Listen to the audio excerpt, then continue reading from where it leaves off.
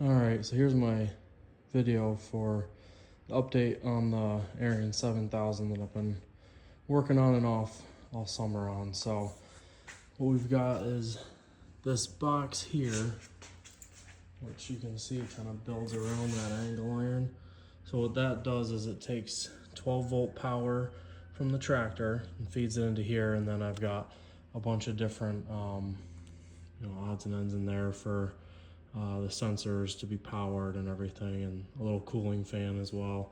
So we've got the 12-volt in, we've got all the sensor wires and everything running up to the screen here. That's what this wire pack is. So that can actually be mounted on like the hood of the tractor when I'm planting.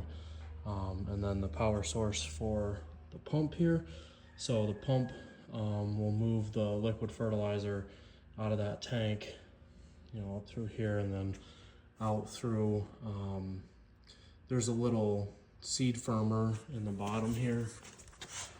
So it'll actually do in furrow liquid seed fertilizer, starter. So that's kind of the main reason I even started doing this, was to get that in. So we got the pump, we've got a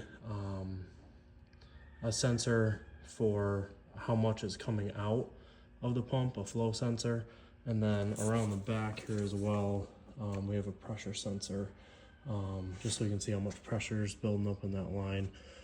I've got a 3 psi check valve, so really it shouldn't get much more above that, but still might as well. And then also down here, that's kind of the central brain of everything, it's actually a crankshaft position sensor out of my 96 Eclipse, just because I already know how that all works and what that needs for power and whatnot. And then I also had this 60 tooth wheel made up as well.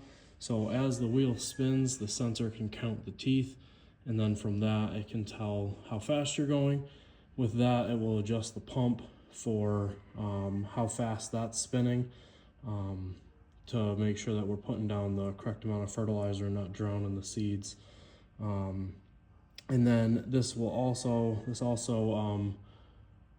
based on the other sprocket setup here, it comes back to the seed meter.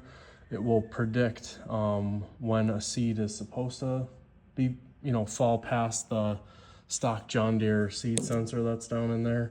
That's fed up into that as well. So it knows when a seed is supposed to come through, and so it'll count misses and doubles and stuff like that. So powered up, and I'm gonna show how the screen works.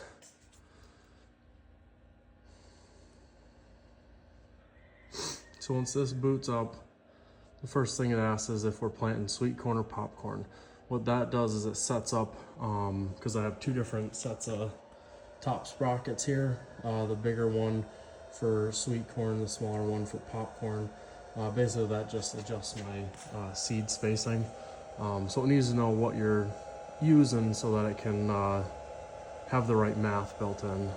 So do sweet corn, asks if we want to do liquid fertilizer, yes or no. If we click no, it just keeps that pump completely off. We'll just do yes, and then it gets to this screen here. It says what we selected, what the file name is going to be, that it saves all the data in, and then just a reminder of what sprocket to use. So then this is the main screen that I'll see as I'm planting. So it shows, my total seeds planted, what my current row is, what my current speed is, and then the last 6 rows. So as I'm driving, you can see that speed change. You can kind of hear that pump starting to whine a little bit, because it's speed based how much it puts down. So then when I get to the end of a row, I just hit A for next. So it'll just keep saving it until it gets to the end. And then I just hit Y to save, and it'll save the file. So then you can also, there's a viewport on here so you can view it. You can go up and down.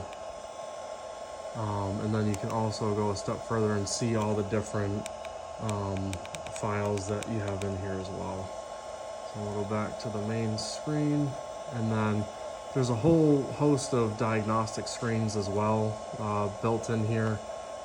So I've got one for speed, so you can see, you know, make sure that it's counting the teeth correctly and everything,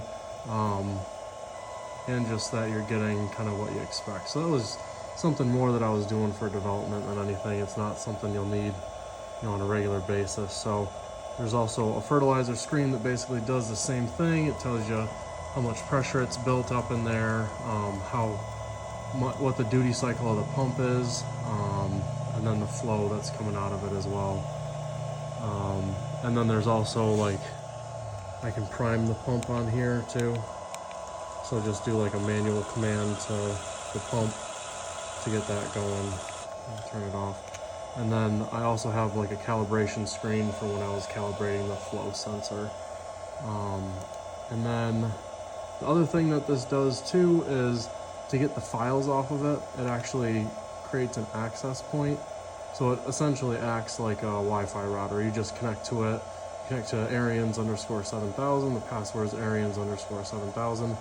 And then if you go to that, that URL, it'll actually display all the files that are stored in here. And then you can just click them and download them. So it's pretty nifty. But yeah, all this, I really didn't do much coding on this at all. Mostly because I really dislike coding, but ChatGPT actually helped out a lot with the coding. It essentially did all of it. I just came up with the ideas and kind of kept iterating on it, and you know, as things go when you're developing stuff. So, but all the cases and everything, those are all 3D printed out of ABS. So this guy here, and then for the pico as well, that's what's inside there is a Raspberry Pi pico, just a little microcontroller. But yeah, that's kind of the basics of it.